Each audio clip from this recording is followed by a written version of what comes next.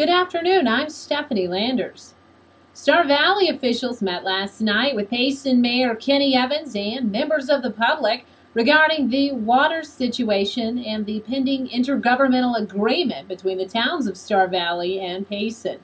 Star Valley council members came one step closer to purchasing 3 wells from the town of PAYSON, pending the approval from PAYSON council members of 2 amendments to the purchase agreement.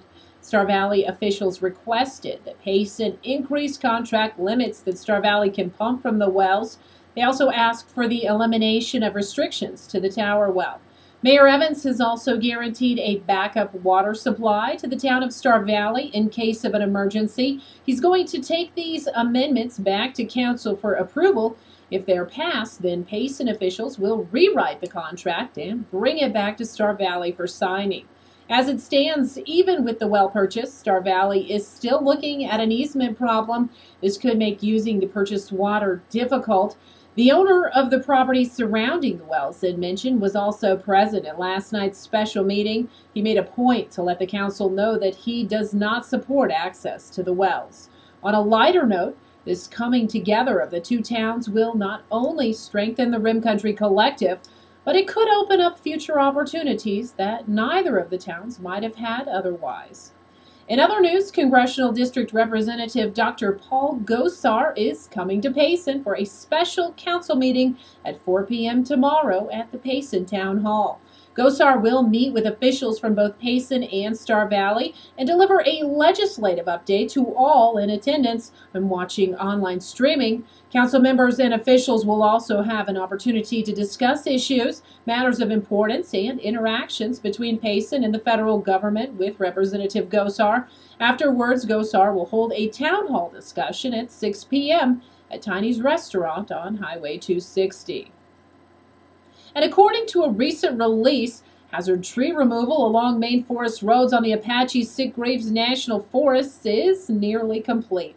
Crews have removed hazard trees from nearly 275 miles of road. In addition, contract crews are installing grade dips, repairing ditches, and cleaning debris from channels to help the roads drain better during flood events.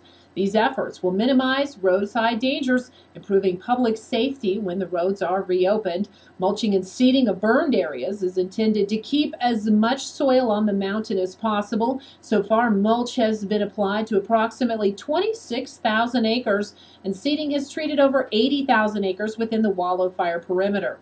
Both treatments are applied aerially. This round of aerial mulching and seeding efforts include approximately 36,000 acres to be mulched and 81,000 acres to be seeded. Some of these treatments overlap each other. Large trucks hauling straw from as far away as Nebraska have been supplying the crews in various staging areas located near Alpine, Nutrioso, and Eager.